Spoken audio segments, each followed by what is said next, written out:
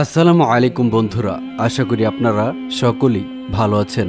প্রিয় বন্ধুরা, আজ আমি আপনাদের সামনে এমন এক অবিশ্বাস্য সত্য কাহিনী নিয়ে এসেছি যা শুনে আপনি নিজের চোখ কানকে বিশ্বাস করতে পারবেন না। এই কাহিনীর কেন্দ্রে রয়েছে একজন মৌলবী এবং তার অদ্ভুতভাবে প্রিয় একটি ছাগল।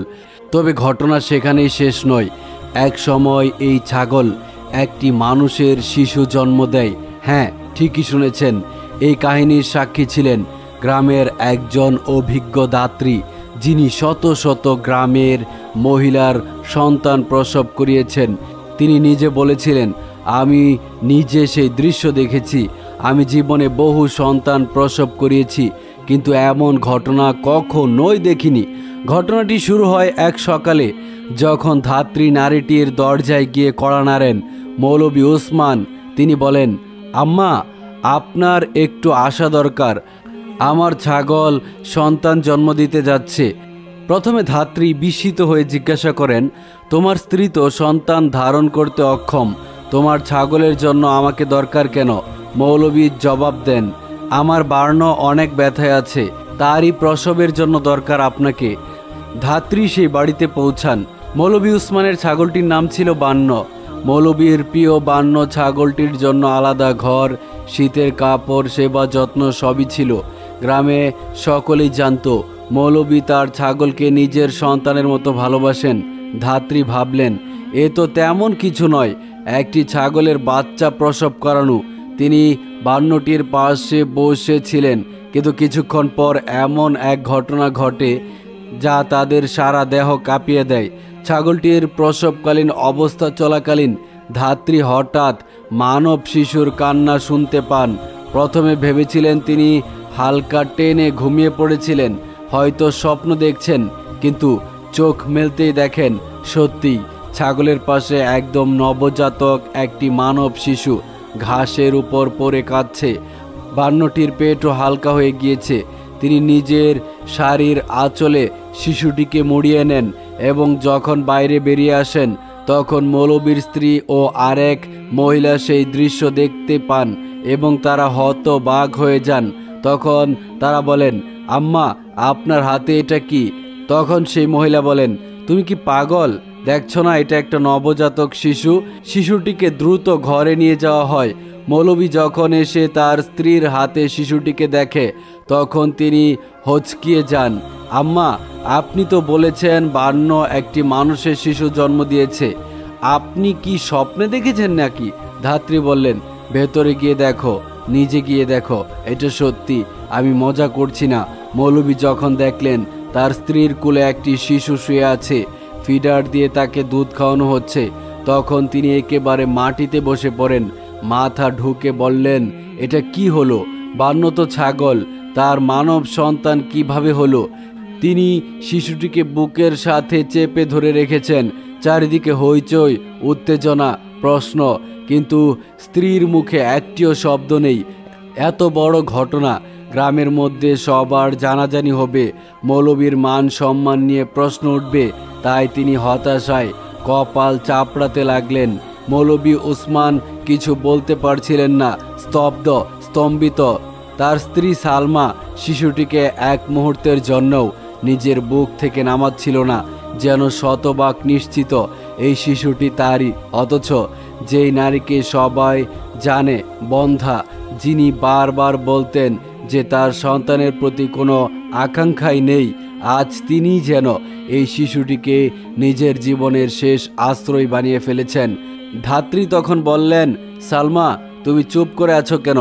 কিছু তো বলো, এটা কিভাবে হলো?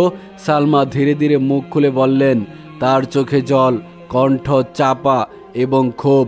আমি কি বলবো আম্মা, আমি তো কিছুই জানি না। উনি সারাক্ষণ তার ছাগলটিকে নিয়ে ব্যস্ত থাকতেন, আমার কথা কখনো ভাবেননি। আমি কতবার বলেছি আমাদের একটা সন্তান দরকার, 10 বছর হয়ে গিয়েছে, অথচ তিনি একটি বারও ডাক্তার দেখাননি আমাকে। ধাত্রী স্তম্ভিত হয়ে শুনছিলেন। সালমা কাঁদতে কাঁদতে বলতে লাগলেন, আমার বোন নাজিয়া, তার ঘরে 5টা সন্তান, 3টা মেয়ে একসাথে হয়েছে, পরে 2টো ছেলে। সে আমাকে একটা বাচ্চা দিতে চেয়েছিল, কিন্তু মৌলবী বললেন তোমার বোনের সন্তান নিচু বংশের, আমি আমার ঘরে নিচু রক্ত রাখতে চাই না। ধাত্রী বললেন, তাহলে তুমি কি চাও এখন? সালমা বলল, আমি শুধু এই শিশুটিকে নিজের করে নিতে চাই। আমার কোল শূন্য ছিল, আজ হয়তো আল্লাহ তাআলা নিজেই আমার দরজায় এই শিশুটিকে পাঠিয়েছেন। আমি জানি না সে কোথা থেকে এসেছে, কার সন্তান, কিন্তু এখন সে আমার, আমি ওকে ছাড়ব না। এই কথা শুনে মৌলভী উসমান আর দাঁড়িয়ে থাকতে পারলেন না। তিনি বাড়ি ছেড়ে বেরিয়ে গেলেন, পায়ে পায়ে হেঁটে মসজিদের দিকে চলে গেলেন। ধাত্রী হতবাক হয়ে তাকিয়ে রইলেন। তিনি জানতেন এত বড় ঘটনা ঘটার পেছনে মৌলভী পালিয়ে বাঁচতে পারবে না। কিছুক্ষণ পর মৌলভীর স্ত্রী সালমা বললেন, আম্মা, আপনি জানেন কি, আমি আমার বান্ধবীকে এই ঘটনা জানিয়েছিলাম, ওই আমাকে সাহস দিয়েছে। ধাত্রী বললেন, কোন বান্ধবী? সালমা বলল, লাইবা। লাইবার নাম শুনে ধাত্রী চমকে উঠলেন। লাইবা ছিল এক সময় গ্রামের বিখ্যাত সুন্দরী মেয়ে। গ্রামের লোকেরা বলতো তার চোখের দিকে তাকানোই গুনাহ। কিন্তু লাইবা কিছুদিন আগে হঠাৎ করে অসুস্থ হয়ে পড়েছিল, নিজের রুম বন্ধ করে রেখেছিল, কারোর সাথে কথা বলতো না। ধাত্রী কিছুক্ষণ চুপ করে রইলেন, মনে মনে কিছুটা মিল খুঁজে পাচ্ছিলেন, কিন্তু প্রমাণ ছাড়া কিছুই বলা ঠিক নয়।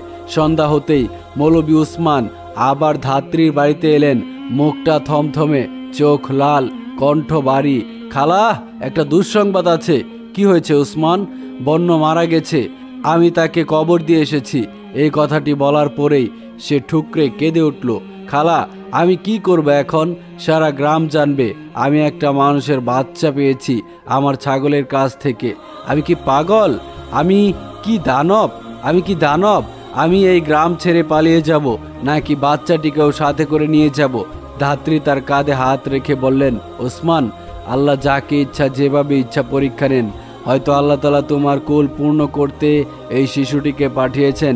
তুমি আজ ভয় পাচ্ছ, কিন্তু কাল হয়তো এই শিশুটি তোমার জীবন বদলে দিবে। মৌলভী মাথা নিচু করে বললেন, আমি এভাবে ছেড়ে দিতে পারি না। আমি খুঁজে বের করব এই ঘটনার পেছনে কে আছে, কে আমার বন্যর সাথে এমন ঘৃণিত কাজ করেছে। ধাত্রী তার চোখের দিকে চেয়ে ধীরে ধীরে বললেন, আমি মনে করি এই বাচ্চাটি আসলে তোমার স্ত্রীর, তবে সেটা তোমার সন্তান নয়। মৌলভী বিস্ময়ে উঠলেন, আপনি কি বলছেন খালা? এ তো একেবারে মিথ্যা অপবাদ। ধাত্রী শান্ত গলায় বললেন, মনে রেখো, আমি তোমার শত্রু নই। আমি শুধু বলছি, সালমার আচরণ, ভালোবাসা একজন প্রকৃত মায়ের মতো। যে নারী সন্তান জন্ম দেয় তার চোখই থাকে এমন তৃপ্তি। মৌলভী উসমান স্তব্ধ হয়ে গেলেন। ধাত্রী তখন গভীরভাবে চিন্তায় ডুবে গেলেন। এতদিনের অভিজ্ঞতা থেকে তিনি বুঝতে পারছিলেন এই ঘটনাটি যতটা অদ্ভুত শোনাচ্ছে, আসলে এর পেছনে লুকিয়ে আছে কঠিন এক সত্য। তিনি নিজে সিদ্ধান্ত নিলেন, সত্য ঘটনা উদ্ঘাটন না হওয়া পর্যন্ত তিনি চুপ থাকবেন না। পরদিন ভোরে ধাত্রী চলে গেলেন লাইবার বাড়িতে। লাইবা তখন বিছানায় শুয়েছিল, চোখ মুখ ক্লান্ত, শরীর জ্বরে জ্বলছিল। ধাত্রী প্রথমে কিছু না বলে ঘর থেকে সবাইকে বের করে দিয়ে তার পাশে বসলেন। তারপর ধাত্রী বললেন, মা, তোমার শরীর খারাপ সেটা ঠিক আছে, কিন্তু তোমার চোখ আর নীরবতা বলছে তুমি শুধু অসুস্থ নও, ভেতরে অনেক কিছু চেপে রেখেছ। লাইবা নড়ে বসে উঠল। আম্মা, আমি সব জানি আপনি কেন এসেছেন। আমি কাউকে কিছু বলিনি, শুধু সালমাকে বলেছিলাম, সেই বলেছিল সব সামলাবে। আম্মা, আমি আপনাকে বলছি, দয়া করে কাউকে কিছু বলবেন না। আমি শুধু চাচ্ছি যেন আমার ভুলের শাস্তি না বাড়ে। ধাত্রী বললেন, মা, তুমি তো বুঝতেই পারছো এটা লুকিয়ে রাখা যাবে না। আমি শুধু জানতে চাই এই শিশুটি কার, তুমি কি বলবে? লাইবা চোখ বন্ধ করে ফিস ফিস করে বলল, ও একজন অফিসার ছিল, যিনি এদিকে নতুন ফ্যাক্টরিতে কাজ করত। দেখতে অনেক সুদর্শন ছিল, কথা মধুর ছিল। আমি ওর প্রেমে পড়ে যাই, কিন্তু সে ফিরে যায় আর আমি একা হয়ে যাই। সালমা ছাড়া কাউকে বলিনি, ওই আমাকে বলেছিল, চিন্তা করিস না, আমি আছি তোর পাশে, বাচ্চা হলে আমি সামলে নিব। ধাত্রী স্তব্ধ হয়ে গেলেন। বুঝলেন, যেটাকে সবাই অলৌকিক ভাবছে সেটা আসলে মানুষের ভুল সিদ্ধান্ত আর লুকিয়ে রাখা সম্পর্কের ফল। কিন্তু লাইবা নিজের কাছে নিজেও এগুলো লুকিয়ে রেখেছিল। শুধুমাত্র তার বান্ধবী সালমাকে এই ঘটনাগুলো বলেছিল। তারপর ধাত্রী লাইবাকে বলল, তুমি এখন কি করতে চাও? তুমি কি চাও তার ব্যাপারে মামলা ঢুকে দিতে? তখন লাইবা বলল, না, আমি তাকে মামলা মোকদ্দমায় জড়াতে চাই না এবং নিজের মান সম্মানও হারাতে চাই না, কেননা সে আমার সাথে এই কাজগুলো জোরপূর্বকভাবে করেনি। আমি নিজেই তাকে অনেক প্রশ্রয় দিয়েছিলাম, যার কারণে মাঝে মধ্যেই তাকে আমি আমার বাড়িতে নিয়ে আসতাম এবং মাঝে মধ্যে আমরা খারাপ কাজে লিপ্ত হতাম। এভাবেই আমাদের মধ্যে ভুল সম্পর্ক গড়ে উঠেছিল এবং একটা সময় সে আমাকে ছেড়ে চলে যায় আর আমি হতাশা হয়ে যাই এবং আমি সালমার সাথে এই ব্যাপারে পরামর্শ করি। তখন আমার গর্ভের সন্তানের বয়স 6 মাস হয়ে গিয়েছিল। সে অফিসার বলেছিল সে আমাকে বিয়ে করবে, কিন্তু আমাকে বিয়ে না করে আমার দায়িত্ব না নিয়ে সে এখান থেকে পালিয়ে গিয়েছে। কিন্তু আমার গর্ভের সন্তান এমন পর্যায়ে চলে গিয়েছিল, না আমি তাকে শেষ করতে পারবো না আমি তাকে রাখতে পারবো। তাই আমি আমার বান্ধবী সালমার সাথে যখন এই ঘটনা শেয়ার করি, তখন সালমা বলে, ভয় পাস নে এবং চিন্তাও করবি না, আমি অবশ্যই তোর এই সমস্যার সমাধান করে দিব। আমি নিজে একজন বন্ধ্যা মহিলা, আমার 10 বছর হয়ে গিয়েছে বিয়ের, এখন পর্যন্ত কোনো সন্তানাদি আমার হয়নি। আমি তোর সন্তানকে নিজের কাছে রেখে দিব, তবুও তাকে বিপদের মুখে ঠেলে দিব না। তুই এই ব্যাপার নিয়ে একদম চিন্তা করবি না। এদিকে মৌলভী উসমান নিজেও জানতো না যে তার ঘরে একটি অবৈধ সন্তান চলে এসেছে। মৌলভী উসমান ভেবেছিল তার ছাগলের সাথে হয়তোবা কেউ কোনো খারাপ কাজ করেছে, যার কারণে তার ছাগলটি এরকম সন্তান জন্ম দিয়েছে এবং পৃথিবী থেকে বিদায় নিয়েছে। মূলত ছাগলটিকে সেই লাইবা শেষ করে দিয়েছিল, যাতে করে এটা নিয়ে কোনো গবেষণার চান্স না থাকে। আর মৌলভী উসমান সেই বাচ্চাটিকে বাধ্য হয়ে তার কাছে রেখে দেয়। কিন্তু ঘটনা টোটালি বদলে গেল। মৌলভী উসমান এই বিষয়টি নিয়ে অনেক ঘাটাঘাটি করতে লাগলো, কিন্তু কোনো ফলাফল বেরিয়ে এলো না। এদিকে সালমা তার স্বামীকে বলল, আপনি এই ব্যাপার নিয়ে ঘাটাঘাটি করা এবার বন্ধ করুন। কপালে যা আছে তাই হয়েছে, আমাদের কোনো সন্তান নেই, আমরা সন্তান পেয়েছি। এই সন্তানকে আমরা দেখে শুনে রাখব, এই সন্তানকে আমরা লালন পালন করব, এই সন্তানকে আমরা মানুষের মতো মানুষ করে তুলব। এই সন্তান জন্মের পর আমাদেরকে দেখেছে, সে আমাকে আম্মা বলে ডাকবে এবং আপনাকে আব্বা বলে ডাকবে। আপনি এই ব্যাপার নিয়ে আর হতাশ হবেন না, চিন্তাও করবেন না। কপালে যা আছে তাই হবে এবং তকদিরের যেটা লেখা ছিল সেটাই হয়েছে। আপনি ধৈর্য ধরুন, হতে পারে এটাও আমাদের একটা কঠিন পরীক্ষা। আপনি একজন ইমানদার মানুষ, আপনাকে এই পরীক্ষায় উত্তীর্ণ হতেই হবে। এভাবে সালমা মৌলভী উসমানকে বোঝাচ্ছিল। এভাবেই দিন চলতে লাগলো। চলতে চলতে 6 মাস চলে গেল। তখন সেই শিশুটি অনেকটাই বড় হয়ে গিয়েছিল, সে হামাগুড়ি দিতে পারত। মৌলভী উসমান নিজের সন্তানের মতো করেই সেই শিশুটিকে লালন পালন করছিল এবং তাকে নিয়ে সে মাঝে মধ্যেই বেড়াতে বের হতো। সবাই মৌলভী উসমানের কোলের সেই শিশুটিকে মৌলভী উসমানের সন্তান মনে করত, কিন্তু মৌলভী উসমানের মনে সব সময় একটা কষ্ট লুকায়িত ছিল এবং সে কষ্ট পেত। মানুষজন যদিও বলতো এটা মৌলভী উসমানের সন্তান, কিন্তু মৌলভী উসমান তো জানে এটা আসলে কার সন্তান। তাই মৌলভী উসমানের মন অধিকাংশ সময় বিষণ্ণ হয়ে থাকত, সে হতাশাগ্রস্ত হয়ে থাকত, তার হৃদয় ভাঙচুর হয়ে যেত। সে মনে মনে ভাবত, না জানি আমি কার সন্তানকে লালন পালন করে আসছি, না জানি কার পাপের ফল আমি বহন করছি। কি হবে এই সন্তানকে বড় করে তুলে? এই সন্তান কি ভালো হবে, নাকি এই সন্তান অমানুষ হয়ে দাঁড়াবে? এরকম নানান ধরনের চিন্তা মৌলভী উসমান অনেক সময় করত। একদিন হঠাৎ করে লাইবা সুস্থ হওয়ার পর আসলো সালমার বাসায়। সেদিন মৌলভী উসমানের সাথে সালমা এবং লাইবার সরাসরি দেখা, মানে সরাসরি লাইবার সাথে মৌলভী উসমানের সাক্ষাৎ। মৌলভী উসমান লাইবাকে দেখে থমকে গিয়েছিল। এত সুন্দরী একটা মেয়ে সে কখনোই দেখেনি। তখন জিজ্ঞাসা করলো, আপনি কার কাছে এসেছেন? তখন বলল, আমি আপনার স্ত্রীর কাছে এসেছি। সালমা আমার একমাত্র বান্ধবী, আপনি কি সালমার মুখে লাইবা নামে কোনো মেয়ের কথা শুনেছিলেন? তখন মৌলভী উসমান বলল, হ্যাঁ হ্যাঁ, আমার স্ত্রী সালমার একজন প্রিয় বান্ধবী আছে যার নাম লাইবা। আমি তার কথা বহুবার শুনেছি আমার স্ত্রীর মুখ থেকে। তখন বলল, আমি সেই লাইবা। তখন মৌলভী উসমান অবাক হয়ে গেল। তার স্ত্রীর মুখে লাইবার ব্যাপারে যে সমস্ত বর্ণনা শুনেছিলেন তার চাইতে অধিক সুন্দরী লাইবা, এবং লাইবাকে তিনি ভেতরে পাঠিয়ে দিলেন। ভেতরে যাওয়ার পর লাইবা সালমার সাথে কথোপকথন করা শুরু করে দিল। লাইবা বলল, দেখ, যদিও এই সন্তানটির মা আমি, কিন্তু সন্তানটিকে তুই লালন পালন করে আসছিস। দেখ, এখন আমার অনেক নিজেকে অপরাধী মনে হয়। সন্তানটি আমার, কিন্তু এর পাপের বোঝা তুই বহন করছিস। আমার কোনো কিচ্ছুই ভাল লাগে না। আমি কি করব কিছুই বুঝতে পারছি না। বিভিন্ন জায়গা থেকে বিয়ের প্রস্তাব আসলেও আমার কোথাও যেতে মন চাইছে না। আমি এখন কি করব? তখন সালমা বলল, তুই আমার জীবনের সবচাইতে সেরা বান্ধবী। তোকে নিয়ে আমি অধিকাংশ সময় একসাথে পার করেছি। তোর কোনো সমস্যা হোক এটা আমি কখনোই চাই না। তোর ব্যক্তিগত অভিমত কি তুই সেটা আমার সাথে শেয়ার কর।